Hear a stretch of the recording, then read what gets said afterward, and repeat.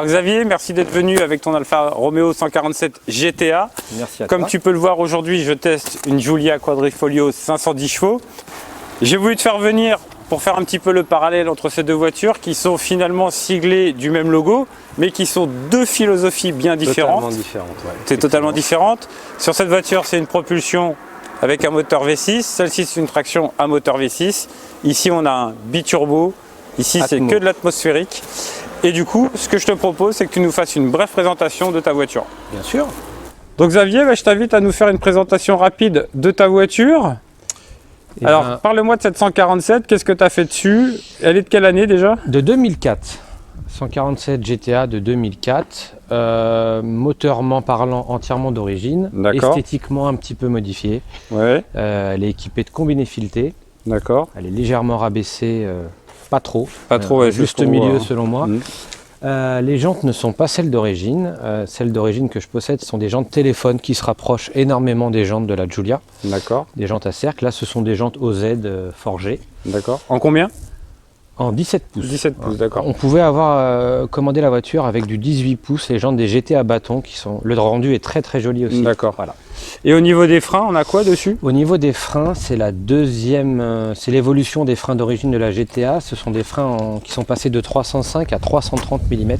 330 mm voilà. En 4 pistons. Exactement. Pour mon usage, le 305 aurait amplement suffi, mais moi je m'en sers comme délit, comme vraiment voiture plaisir. D'accord. Mais pour les personnes qui attaquent un peu plus, apparemment le 330, il y a un réel gain là-dessus. D'accord, ok. Alors au niveau de la couleur, c'est quelle teinte d'origine? Teinte Rosso Alfa, voilà. Rosso Alfa. Le rouge Alfa entre le parenthèses. Rouge Alfa Romeo, voilà. Ok. D'accord. Elle a quand même une ligne super sympathique. C'était la concurrente de l'époque, c'était quoi? Bonne question, il y avait un petit peu de tout dans la gamme GTI, principalement les Golf. BMW compact, je pense. Aussi. Voilà. Et au niveau de l'arrière, donc là je vois qu'il y a un échappement qui est un peu spécifique. Ouais, c'est juste un échappement en inox qui est un très bon compromis. Le bruit est sympathique, mais après partir sur un peu plus que l'échappement, ça devient vite caisse de résonance et c'est un bon compromis. Voilà. Je vois qu'elle est quand même bien large au niveau des hanches, hein. C'est d'origine, ouais, c'est son gabarit qui est comme ça. Elle est très très belle en tout cas. Je vois qu'il y a des belles poignées en aluminium. Qui sont d'origine aussi. Qui sont d'origine. Je t'invite à m'ouvrir au niveau de l'habitacle. Bien sûr. Hop.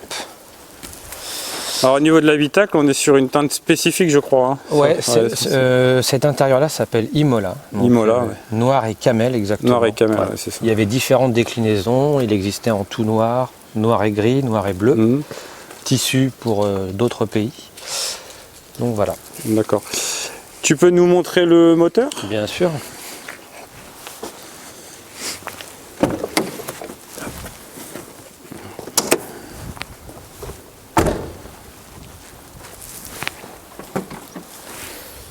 Alors là, c'est le fameux 3 litres 2 V6 Busso, si je ne me trompe, exactement. si je ne m'abuse. Fabriqué à magnifique, avec ses tubuleurs d'admission chromés.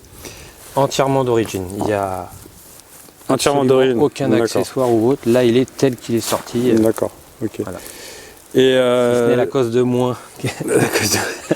Et du coup, dessus, tu as 250 chevaux, c'est ça? Exactement. Voilà. En termes de performance, c'était quoi? 240 km/h à l'époque? C'est ça, c'est ça. Et un 0 à 100 en 6 secondes 7, si je ne m'abuse. Et 27 secondes au 1000 mètres à peu près. On devait être dans ces eaux-là. Bah, les amis, si vous avez des infos précises, n'hésitez pas à les mettre en commentaire. Tu peux nous la démarrer, nous la faire tourner?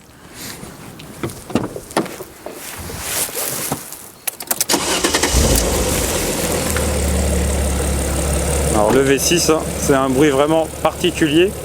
Tu peux nous l'accélérer un petit peu, mettre 3 coups de gaz?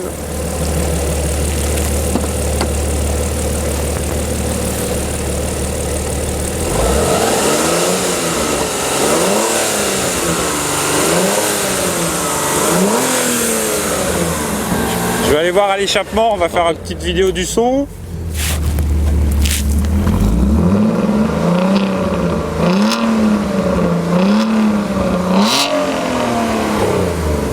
Ça ronronne super bien. Et ça reste audible. Ça reste audible, ouais, c'est très agréable. Oui. En tout cas, c'est 2 beaux modèles. Et moi, écoute, aujourd'hui, je t'ai réservé une petite surprise. On va aller au circuit des écuyers et je vais te faire tester la Giulia, puisque tu es un vrai alphiste. Parfait. Et ça me fait plaisir. Merci beaucoup.